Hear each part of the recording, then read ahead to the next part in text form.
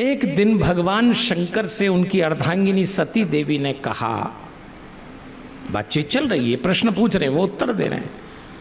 अचानक शंकर जी को सूचना मिल गई कि राम कथा हो रही है और राम कथा सुनने में उनकी बड़ी रुचि थी, बड़ी रुचि। तो उन्होंने अपनी अर्धांगिनी सती देवी से कहा कि मुझे राम कथा सुनने की इच्छा है, आप मेरे साथ चलेंगी? आप मेरे साथ राम कथा चलेंगी सुनने के? अब जरा ध्यान देना आप, सती देवी कौन है? दक्ष राज की बेटी। दक्ष का अंग्रेजी में अर्थ होता है टैलेंटेड। दक्ष का मतलब योग्यता योग्यता योग्यता, वो दक्ष है। दक्ष की बेटी थी सती, तो बड़ी पढ़ी लिखी, पिता के समान। और जो बहुत पढ़े लिखे लोग होते हैं वो हर चीज में तर्क लगाते हैं। इसीलिए देखना आप, पढ़े लिखे लोगों को कथा थोड़ी देर से उतरती, क्योंकि उनके तर्क चलते हैं। तो सती देवी को कथा सुनने में बिल्कुल रुचि नहीं थी, पढ़ी लिखी थी। लेकिन अब पति देव ने कहा कि चलो देवी चल के कथा सुने, तो चली गई अपने पति के साथ। तो लिखा है, एक बार त्रेता जुग माही शंभु गए कुंभज ऋषि पाही। कुंभज ऋषि मतलब अगस्त ऋषि के आश्रम में कथा हो रही। तो शिव और सती जी आए, संग सती जग जननी भवानी, दोनों कथा सुनने आए। अगस्त जी की दृष्टि पड़ी कि अरे मैं व्यासपीठ पे बैठा हूँ, राम कथा सुना रहा हूँ, और वहाँ शिव और सती जी आ रहे हैं। तो तुरंत सम्मान में खड़े हो गए और शंकर जी को प्रणाम कर लिया। जैसे ही शंकर जी को प्रणाम किया, सती देवी का माथा ठनक गया और सती देवी को लगा कि ये तो उल्टा कार्यक्रम हो गया। श्रोता वक्ता को प्रणाम करता है, ये नियम है, लेकिन यहाँ तो वक्ता श्रोता को प्रणाम कर रहा है। मेरे पति श्रोता बन के आए, वक्ता अगस्त ऋषि, तो ये क्या कथा सुनाएगा? अब देखो वक्ता पे डाउट, ये पहली गलती। आपको कथा सुनने आना है, वक्ता को ठोक बजा लो, यूट्यूब पे देख लो कैसा बोलता है, क्या बोलता है, ठीक ठाक है, फिर आओ तो बैठो चुपचाप और जो कह रहा है वो सुनो। पहली गलती। कथा शुरू हुई, अगस्त जी ने कथा कहना आरंभ की और शंकर जी बड़े ध्यान से कथा सुन रहे, डूब कर। लेकिन सती देवी कथा नहीं सुन पा रही, कभी इधर देखती हैं, कभी उधर देखती हैं। पर कुछ लोगों को जब तक 2-4 बार गर्दन कथा में इधर उधर न हिलाएं, उनकी कथा नहीं पचती। पढ़े लिखे लोग हैं, दिमाग लड़ाते रहते हैं। वक्ता कुछ बोल रहा है तो उनका संपादन चल रहा है, ऐसा कोई होता है क्या, ऐसा कोई होता है क्या, ऐसा चल रहा है, कथा नहीं सुन रही। 1-2 बार तो कोहनी का टल्ला लगाया शंकर जी ने, देवी कथा सामने हो रही है, हाँ ठीक है ठीक। दूसरी गलती, कथा पूरी हो गई, पति पत्नी बाहर निकले और जैसे बाहर निकल के चले तो उसी समय संयोग से त्रेता युग का एक दृश्य चल रहा था। भगवान श्री राम की लीला। रावण ने सीता जी का अपहरण कर लिया। राम जी सीता जी को खोज रहे और रो रहे विरह में, हा सीते, लीला चल रही। रोते हुए राम को देखा तो भगवान शंकर को लगा ये लीला चल रही, मैं जाके बीच में प्रणाम करूंगा तो ठीक नहीं है। और कितना रो रहे हैं, पूछत चलत लता तरु पाती, पेड़ से पूछ रहे हैं, पत्तों से पूछ रहे हैं, लताओं से पूछ रहे हैं, तुमने सीता देखी, तुमने सीता देखी। हिरणी को पकड़ लिया, जकड़ लिया, लक्ष्मण समुझाए बहु भांति। लक्ष्मण जी समझा रहे हैं, भैया आप ये भाभी सीता नहीं है, माँ सीता नहीं है, होश में आइए भैया। लेकिन विरह में डूबे लीला कर रहे हैं। शंकर जी ने देखा तो दूर से प्रणाम किया कि बीच में जाना ठीक नहीं है, और अपनी पत्नी से कहा, देवी मैं प्रणाम कर रहा हूं, आप भी करिए। हमारा कैसा भाग्य है कि जिन राम जी की कथा सुनकर हम आ रहे हैं, हमको उन्हीं के दर्शन हो गए। कैसा सौभाग्य। कथा ऐसे सुनी जाना चाहिए, जिसकी कथा सुनो बाहर निकलो तो उसके दर्शन हो जाएं। अब इसका ये मतलब नहीं कि आप बाहर निकलेंगे तो कोने पे शंकर जी खड़े मिल जाएंगे, पार्वती, ऐसा नहीं होने वाला। लेकिन घंटे 2 घंटे रात को सोने के पहले तक कथा का ट्रांस तो रहे, कथा का सुरूर तो रहे, ऐसा दिमाग में चले कि कुछ सुन के आए हैं। एक खुमारी जिसको कहते हैं वो रहना चाहिए। सती देवी ने कहा, मैं प्रणाम नहीं करती, ये तो रोता हुआ राजकुमार है। अब देखो आप फर्क, कौन कथा कैसे सुनता है। शिव जी ने भी कथा सुनी, इन्होंने भी सुनी, दोनों गए लेकिन शिव जी ने कथा ऐसी सुनी कि रोते हुए राजकुमार में राम के दर्शन कर लिए, और सती जी ने ऐसी कथा सुनी कि राम में भी रोता हुआ राजकुमार देख रही हैं। ये फर्क है कथा सुनने का। इसलिए हम आपको कभी पानी नहीं पीने देते, इधर उधर नहीं देखने देते। हम चाहते हैं पूरी तरह सुनो, कुछ लेके जाइए। सती जी मना करती हैं। भगवान शंकर ने कहा आपको इन पे संदेह है तो परीक्षा ले लो भले ही। हाँ बोले परीक्षा लूंगी। अब शंकर जी चौंके, बोले देवी ध्यान रखना, भगवान की परीक्षा लेने में मर्यादा मत छोड़ देना। हम लोग भी एक बात ध्यान रखें, भगवान जिज्ञासा का विषय हो सकता है, भगवान संदेह का विषय नहीं होता। आप भगवान के प्रति क्यूरियोसिटी जिज्ञासा रखिए, पर आप भगवान के प्रति डाउट संदेह मत रखिए। भगवान शंकर ने पत्नी से कहा ठीक है मर्यादा मत छोड़ना। वो गई और भगवान शंकर एक चट्टान पे बैठ गए।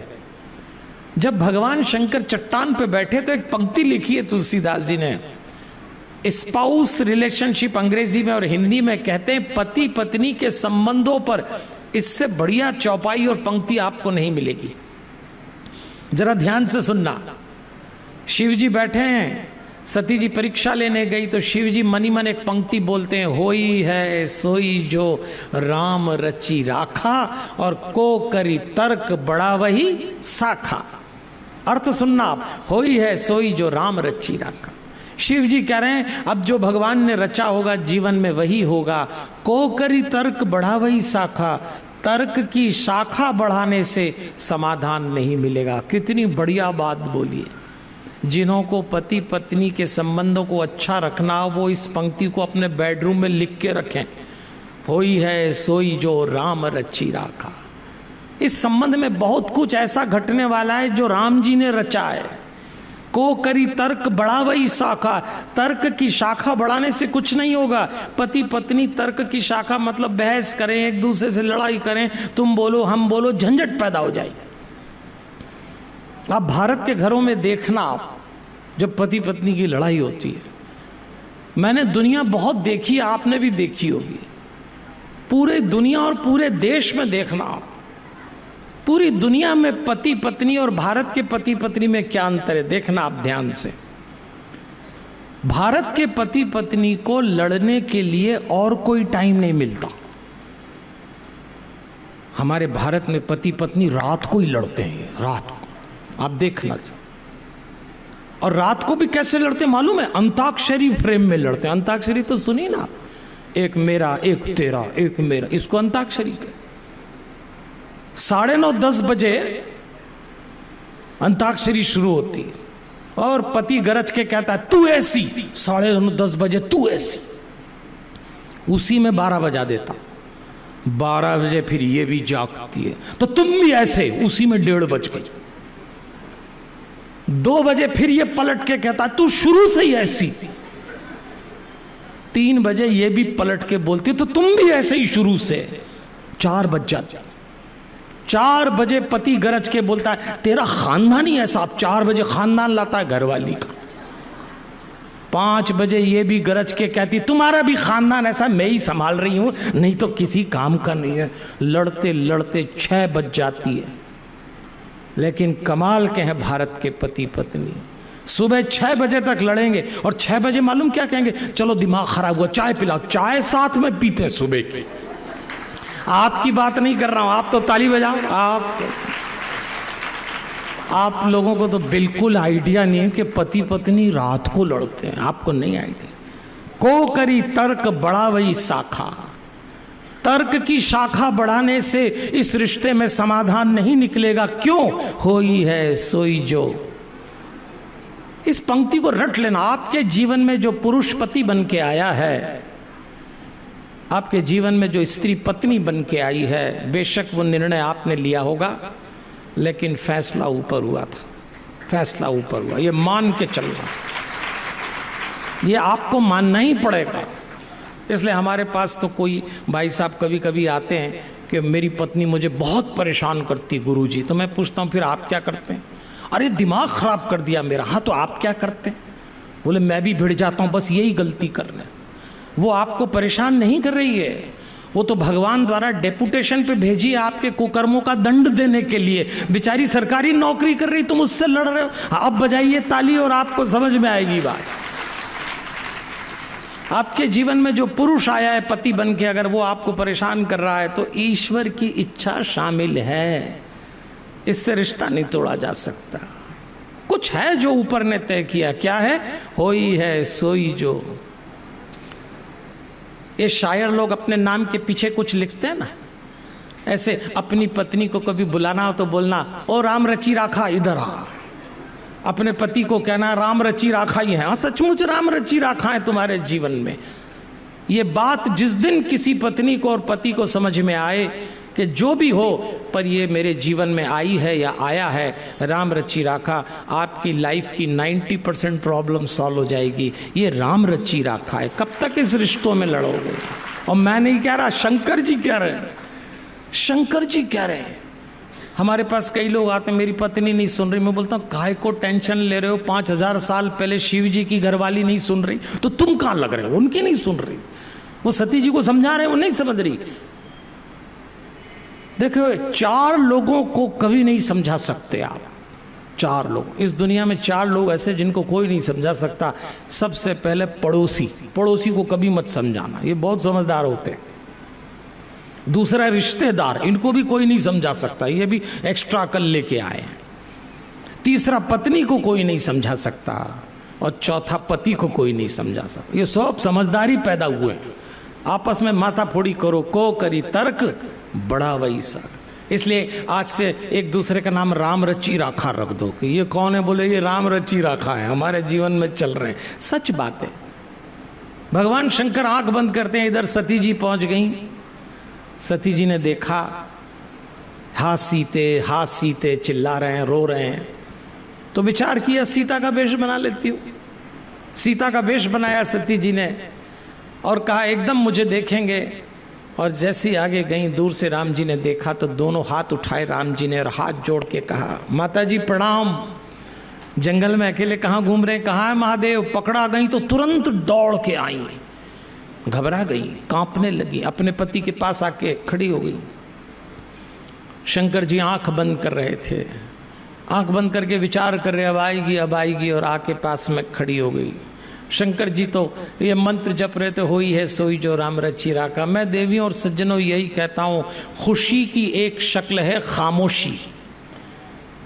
अगर घर में बातचीत बढ़े तो मौन साधिए।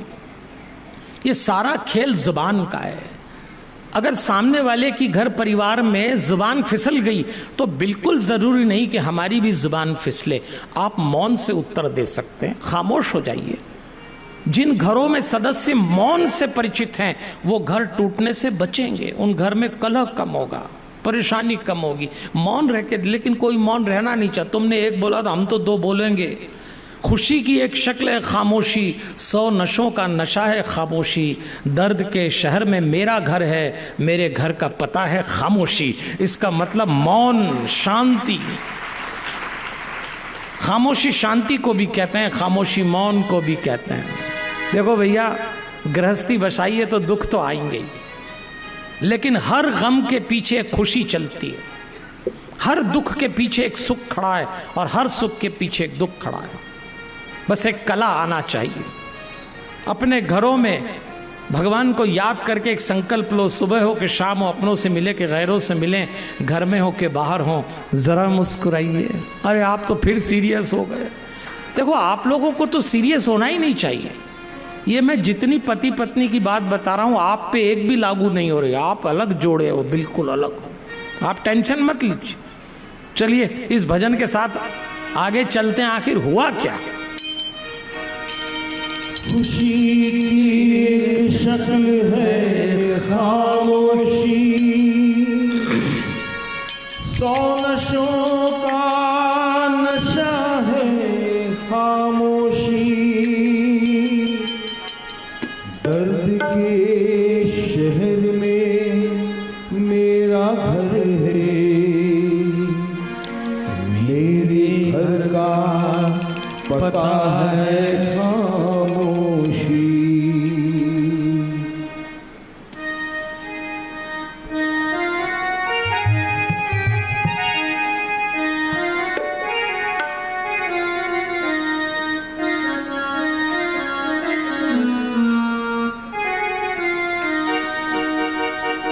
गम में भी खुशी को ढूंढें, आओ मिलके हम।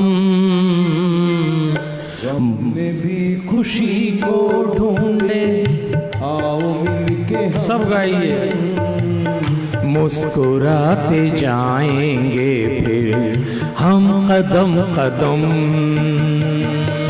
मुस्कुराते जाएंगे हम कदम कदम। सब गाइए। गम में भी खुशी को ढूंढे, आओ मिलके हम। मुस्कुराते जाएंगे फिर हम कदम कदम।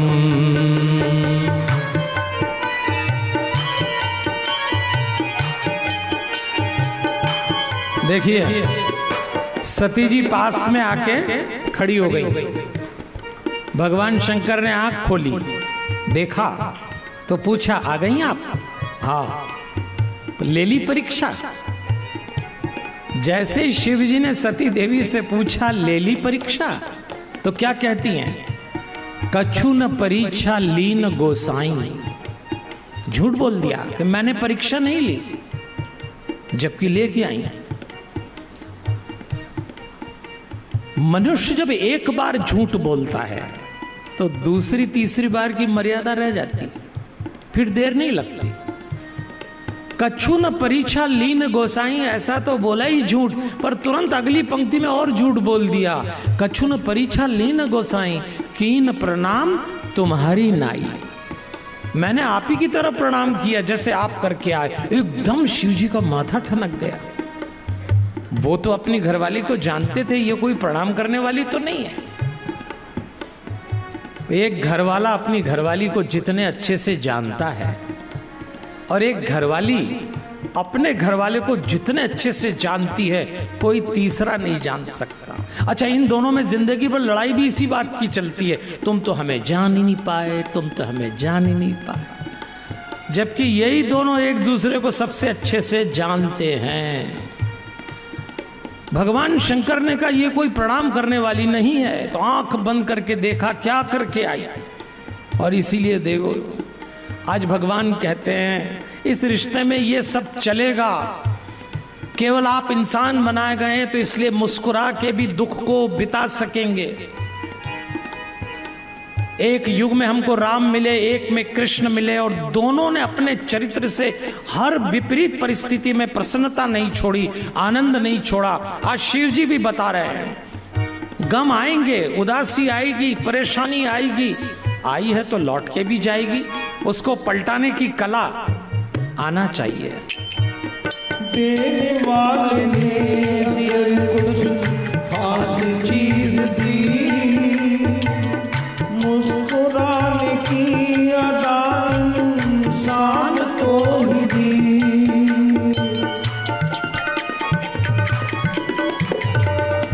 एक युग में राम को एक किशन दिया,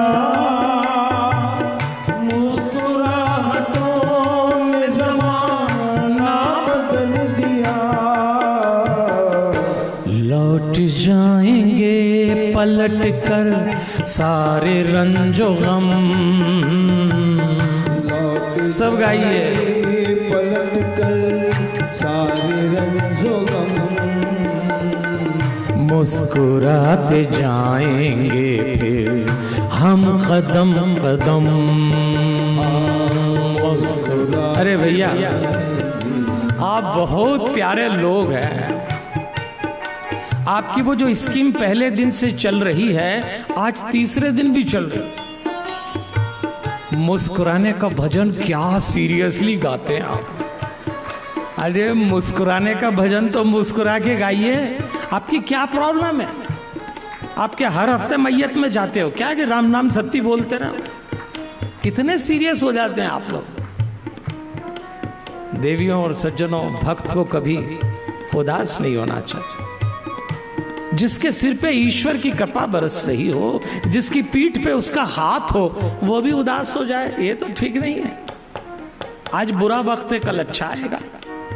आज अच्छा है तो कल बुरा भी आ सकता है। सबका एक जैसा रहता भी नहीं है।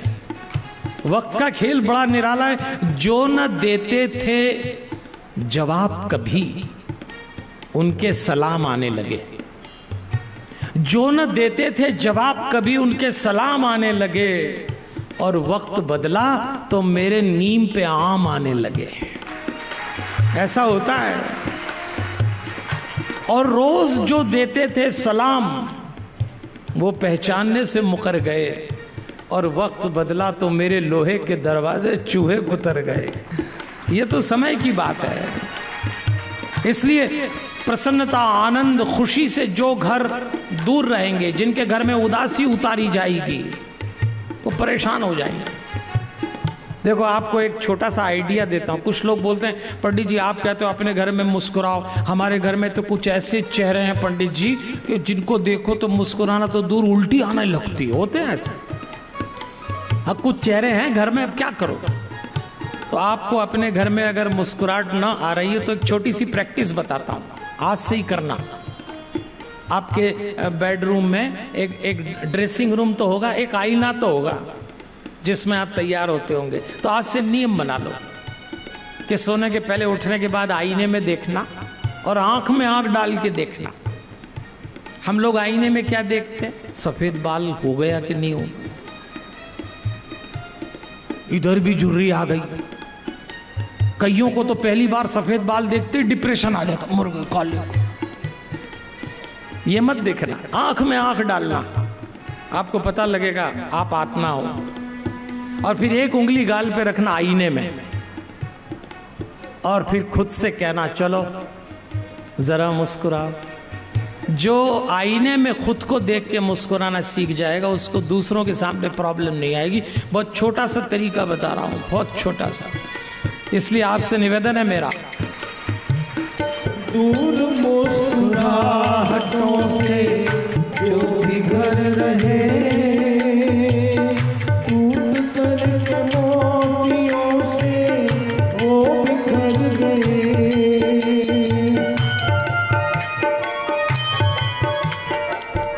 आईने के सामने जो मुस्कुरा गए, उनके रास्तों में उजाले बिखर गए। मंजिलें थी दूर चलकर पहुंचे दो कदम,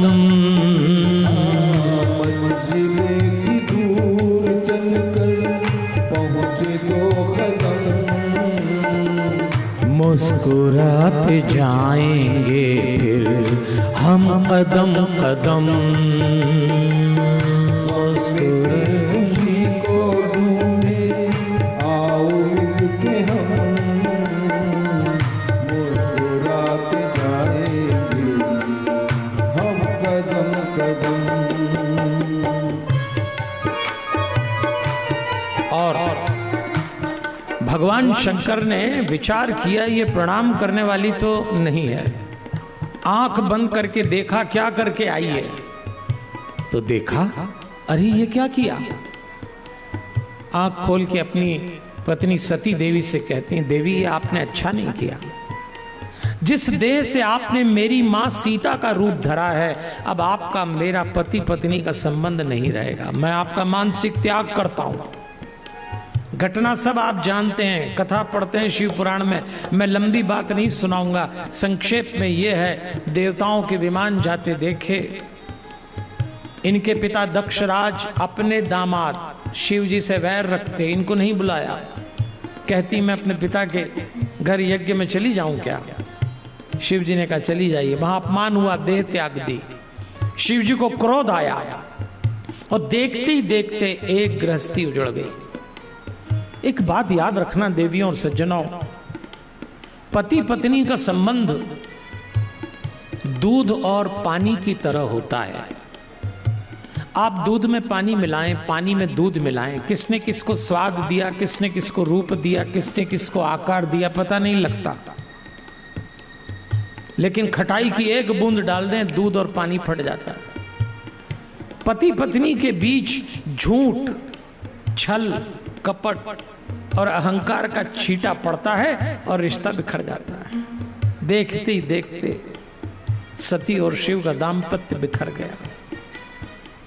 उन्होंने देह त्याग दी। पूरी लंबी कथा है। शिव जी उदासी में डूबकर उदासीन व्रत लेकर समाधि में जाते हैं। इसलिए मैं आपसे कहता हूं जीवन में यह चलता रहेगा, चलता रहेगा। आपने जो कल्पना की वैसा जीवन साथी न मिले तो जीवन समाप्त नहीं करना है। रास्ते हर बात के होते हैं, होगा ऐसा। घर गृहस्थी इसी का नाम है। इसलिए मौत भी आ जाए तो भक्त नहीं डरता। तो ये तो जिंदगी के छोटे मोटे ये 7 दिन की कथा आपको यही सिखा रही है। हर गम के पीछे खुशी है, हर दुख के पीछे सुख भी है। ढूंढने की दृष्टि चाहिए। हो बात अब उदासियों की करना ना कभी, मौत भी आ जाए तो फिर डरना ना कभी।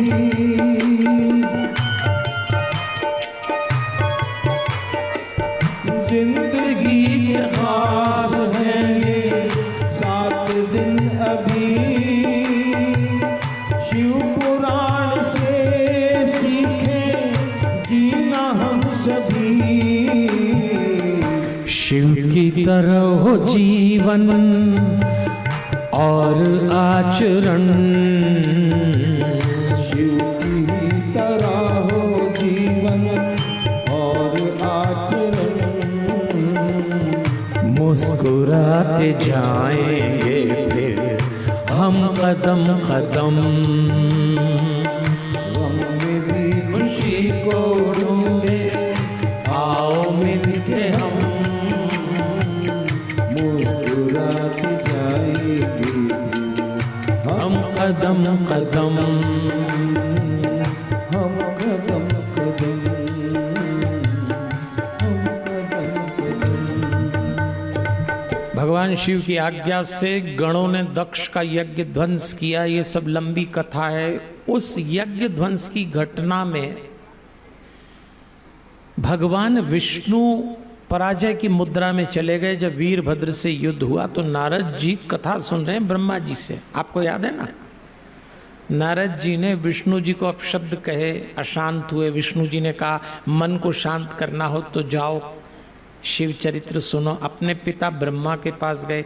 ब्रह्मा जी नारद जी को शिव जी की कथा सुना रहे, जिसको सुनने से मन शांत होता है। नैमिषारण्य में 88,000 साधु संत इकट्ठे हुए। उन्होंने सूत जी को व्यासपीठ पे बैठाया और सूत जी से प्रश्न पूछे। प्रश्नों के उत्तर में शिव पुराण बन गया। कुल मिला के शिव पुराण सुनने से मन शांत होता है। और आपका मन शांत अगर है तो ये पता कैसे लगता है? जरा मुस्कुराइए, इससे पता लगता है। अरे आप तो फिर टेंशन में आ जाते हैं। आप लोग इतना तनावग्रस्त होकर कथा न सुने। भगवान शंकर है अपने साथ।